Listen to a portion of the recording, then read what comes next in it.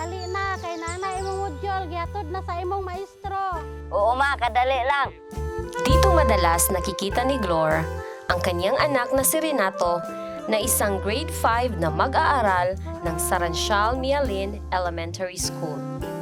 Hindi katulad ng karaniwang bata, bidol at hindi lapis at papel ang laging hawak ni Renato. Sa panahon kasi ng pandemya, tanging pagkakwari ang pinagkakaabalahan at pinagkikitaan ni Renato upang makatulong sa pamilya. Anak, basaha daw sa ni. Maglisod, mambasahon maay. Ang matutong magbasa ay siyang tanging sandata ng isang batang puno ng pangarap at pagsusumikap. Ito ang kanyang kanlungan laban sa peligrong dulot ng kamangmangan. Ngunit, paano kung ang kamangmangan ni Renato ang magiging hadlang sa pag-abot ng kanyang mga pangarap? Para sa Bigatin DepEd 10, ako po si Chesa Jane Taling mula sa Oro City Division. Marso ng taong 2020, nang inaprubahan ni President Rodrigo Roa Duterte ang pagsuspinde ng klase. I will not allow the opening of classes na dikit-dikit yung mga bata unless I am sure that they are really safe. It's useless to be talking about opening of classes. Rason kung bakit naudlot ang face-to-face o in-person instruction na siya namang pagkilala sa iba't ibang learning modalities. Definitely not this year at definitely walang mga arrangements right now with kung sino ang mga grupo na mag-face to face at this time.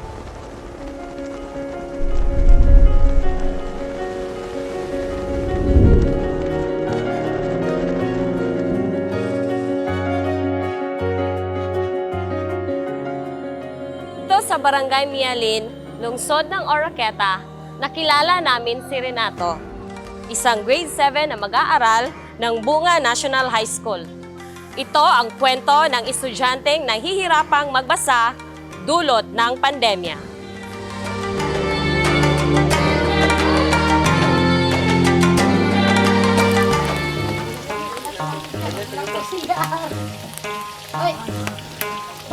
Renato, kumusta magkakaroon? Okay ra ma'am.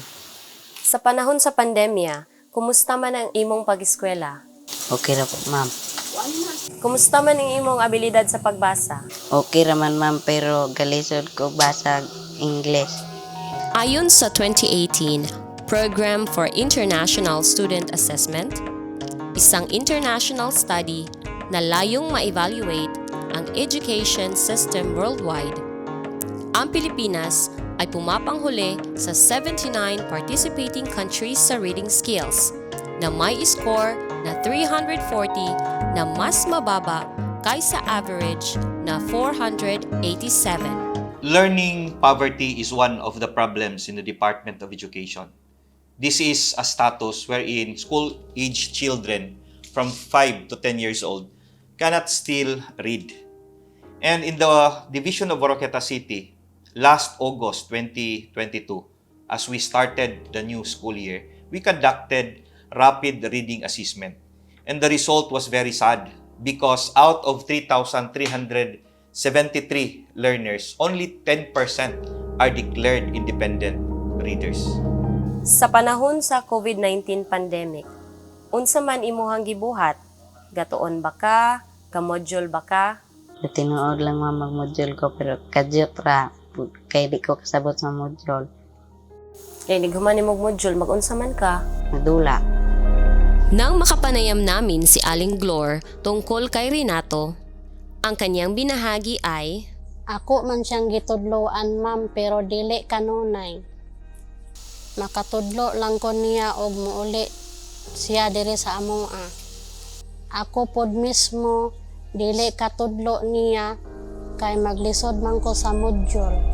nang aming tinanong kung ano ang mga dahilan kung bakit nahihirapan bumasa si Renato, ang sagot ng kanyang ina, Maglisod siya basa, samot na sa English. Hinay kay siya mo basa. Ganahan ra siya maglaag-laag ug magbarkada. Magkuwari pod siya kay makakwarta man siya. Lisod kontrolon ang bata, labi na sa pandemya. Ganahan ko magkwari kay makakwarta man ko kada bidol sa balas. Sa bawat timba ng buhangin ay nagkakahalaga ng 6 na piso. Sa buong araw na pangangwari ni Renato ay nakakalikom siya ng higit 240 pesos. Ngunit kapalit naman ito ay ang sakripisyo ng kanyang pag-aaral. Sa panahon sa elementarya pa lamang si Renato, nahihirapan na talaga siya sa pagbabasa, lalong-lalo na sa English. Isa siya sa aming mga mag-aaral na kasama sa reading remediation sa paaralan na sa panahon ng pandemya, nahihirapan talaga kami sa pagtuturo sa pagbabasa dahil bawal ang face-to-face. Kaya mahirap talaga ang pagtuturo namin sa pagbabasa. Mas maayo man tong nasa eskwelahan kay naa si ma'am og si sir. Sod no ang god basahon ang magsumpay-sumpay nga letra. Simula nung sanggol pa si Renato, ay nasa poder na ito ng kanyang lola. Kung meron mang mas nakakakilala kay Renato, walang iba kundi ang kanyang lola na si Basing. Renato sa inyo aga po yun, Nay, no? Nimo ba daw nagpuyo si Tome? Dili yun. Kumusta man siya, Nay, sa inyo adiring panimalay, Nay? Mausahay, masugo, mausahay po, dili. Dili gid magtuon. Ako ganing kuan nga di bang ka magtuon, wa ba kaya mo itunanan. Usahay lagi kuan kanang tunan mo siya og basa. Pag manihapon may nag ayog lakaw kay kuan magtuon ta karon. Na paghuman mo dagan na siya magkura na may syagit ug gahan na siya. My initial assessment with Renato, he is categorized as beginning reader. He can name all the letters, but he cannot identify all the sounds of these letters. This is why he cannot also blend the sounds. As a result, he has difficulties reading phrases, sentences, paragraphs, and eventually the whole text. Reading is a process. Mahigit 2 taon din na ipinagbawal ang face-to-face classes. Grade 4 pa lamang si Renato nang huling makapasok sa classroom. Kaya sa pagbalik nitong post-pandemic, medyo nanibago ang bata. If the child is having difficulty in reading, then it is expected that he will have hard time learning other subjects. It is undeniable that in our school, there are still students who are struggling readers and therefore they need our utmost help in teaching reading. This is the reason why Bunga National High School offers reading program dubbed as Project Raka, reading across content areas, guided by the principle that reading must be taught constantly and therefore it must be taught daily across learning areas. Kasabay ng agos ng tubig sa ilog, ang pag-aaral ni Renato ay patuloy pa ring rumaragasa lalo na sa pagkatuto sa pagbabasa.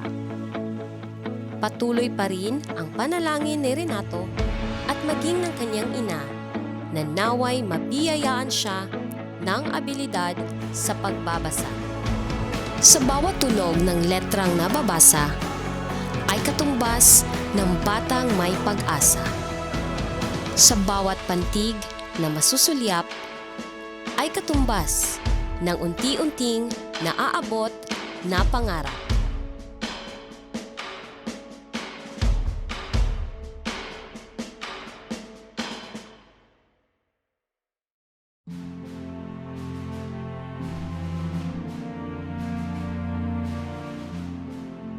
Mahirap, mapanghamon, masalimuot.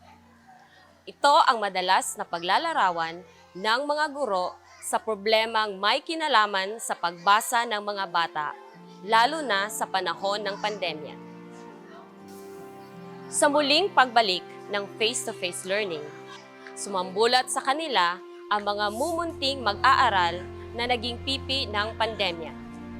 At tulad ni Renato, ang bawat letra ay pangarap niyang mabasa.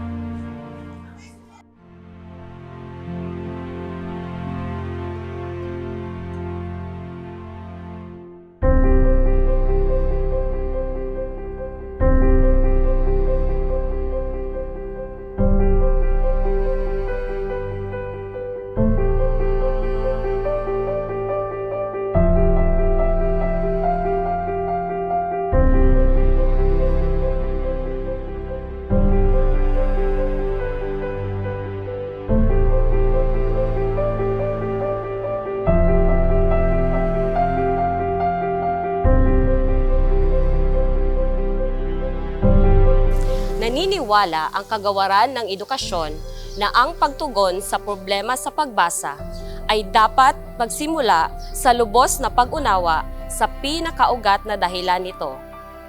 At dito sa Tabuksor Elementary School, kilalanin natin si Mark. Masayahin at bibong bata si Mark.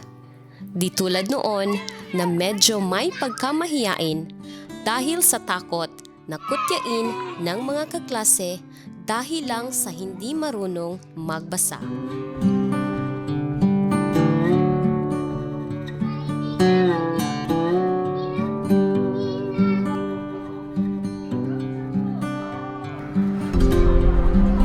Sa pagpasok ko sa loob ng silid-aralan, sinalubong kaagad ako ng mga ngiti at yakap ng mga munting anghel. Dama ko ang mga yakap na puno ng pag-asa at pagmamahal.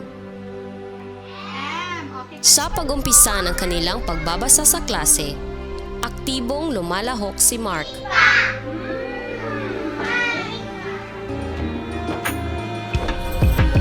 Ma'am, kumusta naman si Mark, ma'am? Okay naman si Mark, ma'am. Marunong siyang bumasa at minsan binibigyan ko nga siya ng task na magkuha ng mga babasahin at ibibigay sa iba niyang mga kaklaseng marunong na ring bumasa kasi pababasahin ko sila ng sila-sila lang kasi may aasikasuhin pa akong ibang mga bata yung mga nahihirapan pa sa pagbabasa. So yun ang sitwasyon, ma'am. Malaki na nga raw ang pinagbago ni Mark. Marunong na itong magbasa di tulad ng dati. Pero pansin ko pa rin ang may iilan na medyo nahihirapan pa rin sa pagbabasa. Habang aktibong nakikilahok ang karamihan, may iilan din na medyo nahihirapan o hindi halos nakakasabay sa pagbabasa. Mama Rivic, so sila bang lahat magaling na magbasa or maiilan pa na hindi pa talaga? Hindi pa po sila lahat marunong magbasa, ma'am. Kailangan pa ng aking pag-aasikaso na kailangang bigyan ko ng pansin. Sa ngayon nga, may 4 na nangangailangan pa lang tuturuan ng basic na pati mga letters kasi nalilito pa sila. Ma'am Inday, kumusta naman sa iyong klase? Sa akin pong klase, ma'am, ay may 4 na mga bata na hindi pa gaano marunong magbasa. Naintindihan namin sila na nahihirapan sila sa pagbabasa kasi may 2 taon na pandemic, kaya intindihan namin na kailangan bigyan pa sila ng pansin. Pero Ma'am Vic, noong nagmo-module pa sila, kumusta naman ang pagbasa ng mga bata? Ayun, minsan naaabutan namin na ang sumagot sa mga module ay ang mga magulang habang naglalaro lang ang mga bata. Napansin nga namin na yung pagkasulat ay napakaayos, na hindi naman ganun magsulat talagang mga grade 1 na mga bata. So ano yung nararamdaman ninyo noon, ma'am, na module lang ang gamit? Nahihirapan po kami, ma'am, sa pagbigay ng mga module kasi ang layo-layo pa naman ang mga bahay nila at talagang ang mga para lang ang makasagot ang mga bata sa sariling module.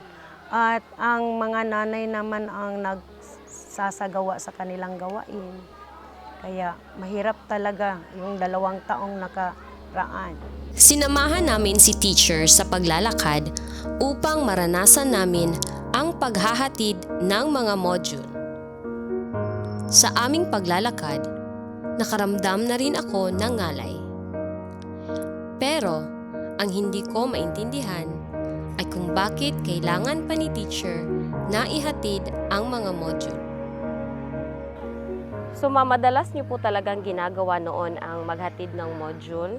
Opo ma'am, kasi mayroong mga module na hindi kinukuha ng mga magulang, kaya't kami na lang ang pumupunta sa kanilang bahay para maibigay ang mga module.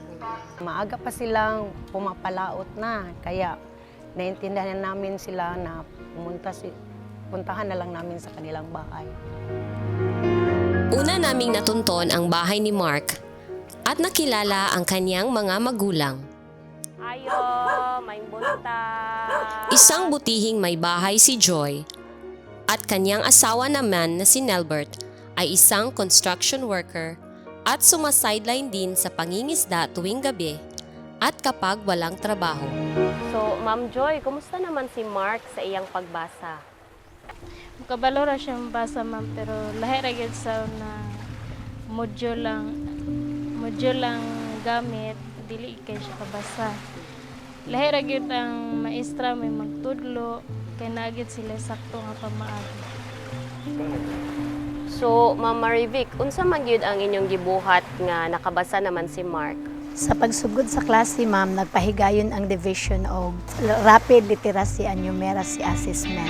Ang Rapid Literacy and Numeracy Assessment ay isang hakbang upang matugunan ang learning loss na nangyari sa mga mag-aaral sa huling 2 taon ng distance learning dahil sa pandemya.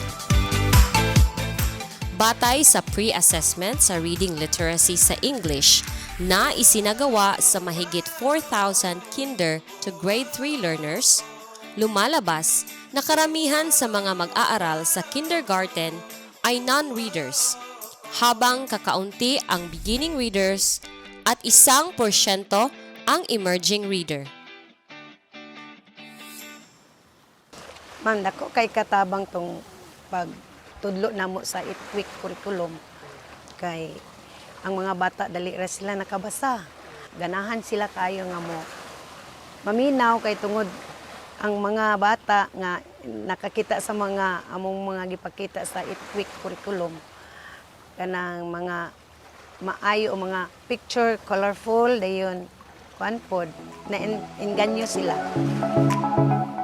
After comprehensive planning and countless consultation meetings, the Division of Arcata City has decided to initiate and implement an 8-week curriculum strategy to address the learning poverty. This tailored-fit curriculum strategy aimed to address the curriculum loss of our Oro Treasures, our learners, brought by the unprecedented COVID-19 pandemic. The 8-week curriculum strategy puts the premium on gearing towards learning with fun and mastery of both literacy and numeracy among K-Stage 1 learners. All public elementary schools implemented the 8-week curriculum strategy, and we identified teachers in K-Stage 1 for this 8-week curriculum strategy. Then we capacitated them, especially on teaching reading, using different approaches, techniques, and strategies. More so, to lighten the task of our teachers, we provided them with the lesson exemplars such as Marongko, Fuller, and the Star. In the span of the 8-week curriculum strategy, we ensure that all will be involved, guided by the principle of social-cultural theory. This curriculum drives interaction among our internal and external stakeholders. We understand and we value the importance of the 8-week curriculum. It has revealed massive improvement as radiated by our Oro Treasures, our learners, and our Arcata City Division. It is intensive, but it is focused. It is indeed need-based and research-based curriculum.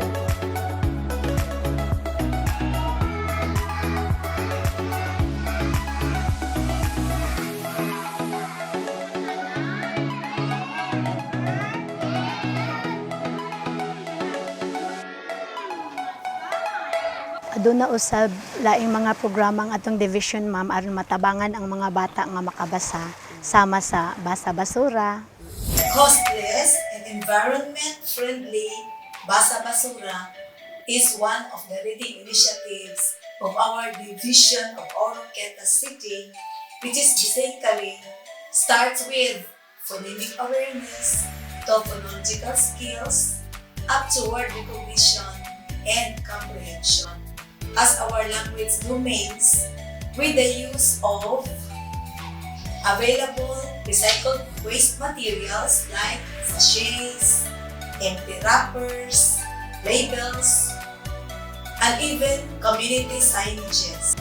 With the learning loss that we face up, Project Basa Basura would really help close the learning gap eventually and to make every learner read with comprehension through the support of everybody's effort, from the teachers to parents, in school and in community, then it will be a synergetic way of solving our problem on this learning poverty. Storybook pud ma'am kay dako kay katabang kay ang kanang sa storybook di dako kaayo ang iyahang print then dako pud ang mga drawing dayon. Ganahan kay mga bata mo lang to sa storybook. Upang makatulong sa pagpapabuti ng kasanayan sa pagbasa ng mga mag-aaral, ginawa ng Learning Resource and Management Section ng Oro City Division ang inobasyon sa pagpapaunlad sa kaalaman ng mga mag-aaral gamit ang contextualized storybooks o nakakontekstong libro ng mga kwento. According to Susie Boss in her article titled Bringing Innovation to School, Empowering Students to Thrive in a Changing World, and I quote, "The first step in teaching students to innovate is making sure that educators have opportunities to be innovators themselves." Last year, we are happy that we have collected 45 storybooks and 8 video lessons from our teacher innovators. And as what Jessa said, this year, we added 39 storybooks and 3 strategic intervention materials to our collections.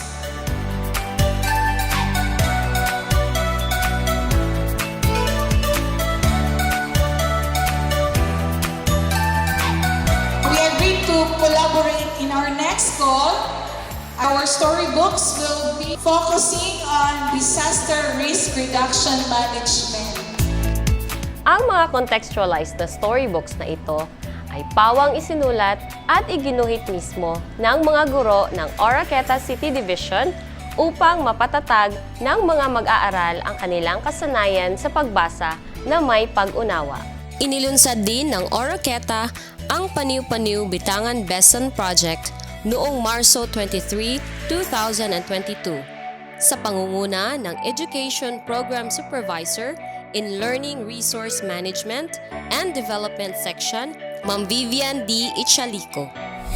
Ang Paniw-Paniw Bitangan Besan Project o Mobile Library ay nagsisilbing isang remote library sa mga paaralang kulang sa akses sa kasalukuyang impormasyon, libro at iba pang materials na magagamit sa pag-aaral. Bawat linggo, mayroong iniimbitahang mga misteryosong tagapagbasa o tagahatid ng kwento sa bawat paaralan. Sa ika-16 na paghinto ng Paniw-Paniw Bitangan Besan Project, napili si Oro City Mayor Lemuel Merrick M. Acosta na maging pangunahing tagapaghatid ng kwento sa mga mag-aaral ng Tabok Integrated School noong Nobyembre 28, 2022. Malayang paglipad ni Tukmo. May isang ibon sa katubatan ng Malinda.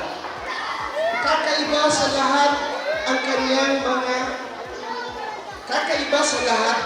mga kalahi si Tukmo. Mula sa kanyang pagkabata, dumiskarte na. Ilan sa mga bumahagi ng kanilang panahon sa pagkukwento sa mga kabataan ng Oroqueta ay sina Vice Mayor Aurora Virginia M. Almonte, Education Committee Chair Eileen M. Taladwa, Chief of Bureau of Fire Protection Senior Inspector Pedro S. Cabanday, at Oroqueta City Division Federated PTA President Baby Tulito C. Galimbas. Ang atong title sa atong story karon si Pula ug iyang mga higala. Kini si Malipayong Pula, isa siya ka kulor. Ma'am, unsa man ang inyong kasagara gipabuhat sa mga ginikanan sa mga bata? Una ma'am, pagkahibalo namo sa sitwasyon sa problema sa basa sa mga bata, nagpatawag mi og meeting. Dayon, ang mga basahon nga among ginapabasa sa mga bata sa eskwelahan, naapod may kopya nga ipadala sa mga ginikanan aron ma-follow up nila pabasa ang mga bata inig kagabi sa ilaha or weekends pod aron matabangan mi nga mapabasa ang mga bata. So, Nanay Joy, ikaw ba ang nagtudlo ni Mark sa pagbasa? Sa una, ug hangtod karon, talagsa ra gid ko makatudlo. Kasagaraan niya yung papa magpatudlo siya. Inig ikan sa eskwelahan, nigabot diri sa balay, dula, dayon nigikag dula, ug paabot siya sa iyang papa, inig uli gikan sa trabaho. Diha ra siya magpatudlo, ug wala iyang papa, diri na siya magpatudlo, kinahanglan. So, Tatay Nilbert, katong kinder pa si Mark, giunsa man nimo siya pagtudlo sa pagbasa? Kadawlin ako nagtrabaho or sa dili pa ko managat, magbasa gid mi sa akong anak. Ngano man tay? Obligasyon mo guna mo nga ginikanan nga pa-eskwela mong anak para makatrabaho siya og tarong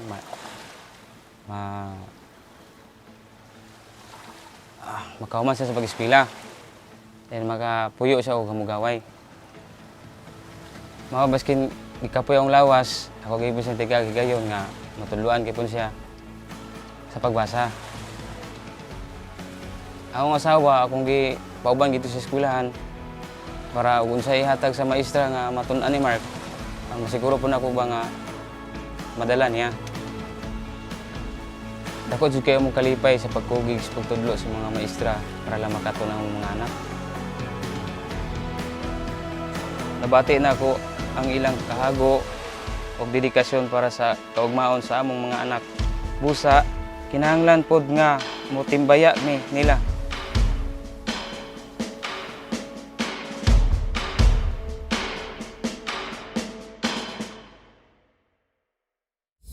Ang iba't ibang programa ng Oroqueta City Division tungkol sa pagbasa ay yumayabong, umuunlad at nagbubunga ng bagong adhikain matugunan lamang ang problema. Ang kapakanan ng mga kabataan na katulad ni Renato at Mark ang siyang pangunahing adhikain ng departamento. At dahil sa mga programa at inisyatibo ng Oroqueta City Division, nagbunga ito ng makabuluhang pag-unlad ng bawat mag-aaral.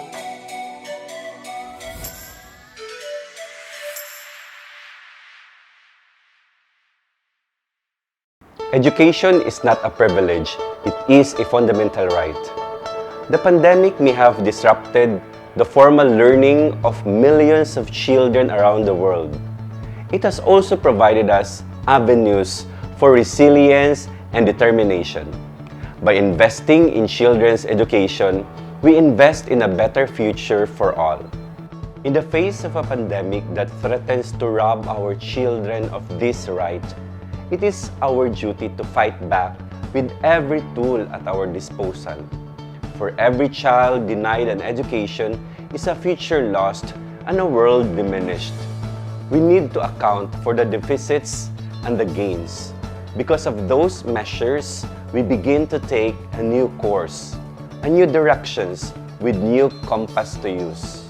After implementing the 8-week reading curriculum and various reading innovations of the school, we need to account for the loss. Join me as we explore the impact of SDO's Oroquieta's academic and socio-emotional initiatives on its school children.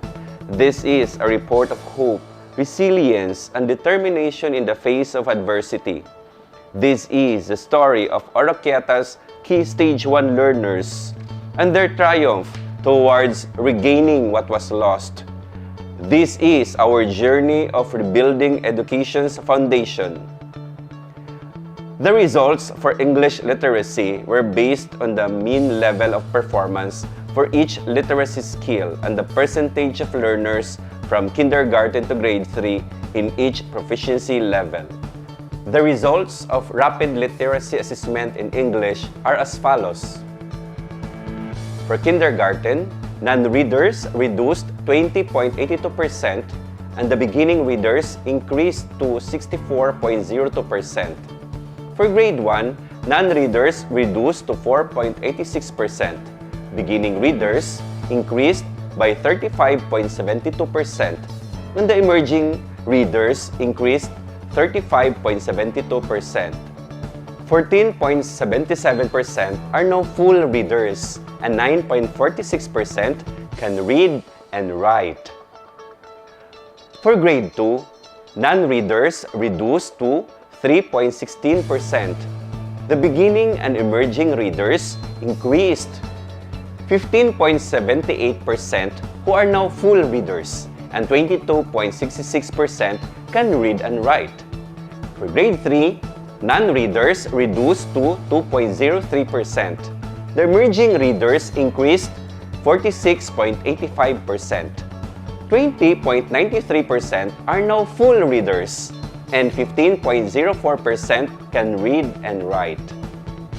The assessment showed that the percentage of non-readers decreased in the post-test for all grade levels, while the percentage of learners who were beginning, emerging, or full readers increased. These results indicate that the English literacy skills of the learners have improved across all grade levels. For rapid literacy assessment in Filipino, kindergarten non-readers reduced to 21.26%. The beginning and emerging readers increased. Grade 1 non-readers reduced to 3.48%. Emerging and full readers increased. 3.48% can now read and write. Grade 2 non-readers reduced to 2.45%, while beginning readers also decreased to 22.96%. 21.22% are full readers, and 30.22% can read and write. Grade 3 non-readers reduced to 1.32%, while the percentage of beginning readers decreased and emerging readers increased. 28.24% are now full readers, while 28.64% can read and write. The assessment showed that there were improvements in the students' reading abilities across all levels. The results indicate a decrease in the number of non-readers and an increase in the number of emerging and full readers. Let's take a look at how our learners performed in rapid numeracy, which is another important facet of this assessment. The results for numeracy are determined based on the mean level of performance for each content standard and the percentage of learners from kindergarten to grade 3 for each numeracy stage. For kindergarten, the means increased and scores on counting and place value are now above average. Addition and subtraction increased to an average level. The overall performance advanced to stage 3. For grade 1, the overall performance advanced to stage 6, where students can estimate their answers and solve problems using mental strategies.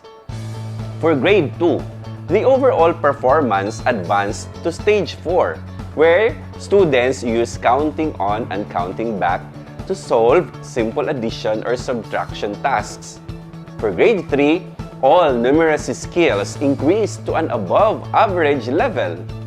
The overall performance is now at stage 4, where students use counting on and counting back to solve simple addition or subtraction tasks. The post-test results showed improvements in numeracy skills for all grade levels. There were significant increases in the mean levels for the various numeracy skills assessed, and learners showed progress in moving from the very low levels to above average levels. With a focus on holistic development, the division assessed not only the cognitive abilities but also the social and emotional disposition of its learners through the administration of the Social and Emotional Learning Assessment.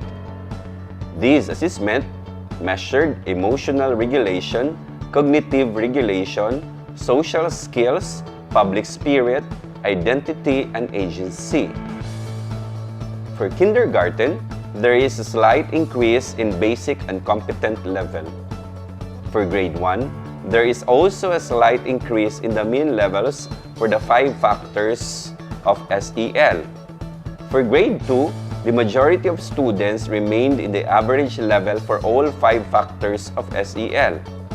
For grade 3, the same pattern was observed in the post-test, with all students falling under the average level for all 5 factors of SEL. The assessment revealed that the students had average to beginner levels of proficiency in the 5 factors of SEL.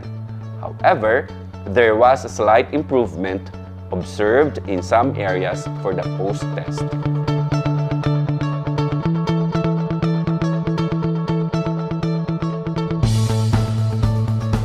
As we come to the end of this report, the results of the assessment have shown us that despite of the challenges brought about by the pandemic, there is still hope for our children's education.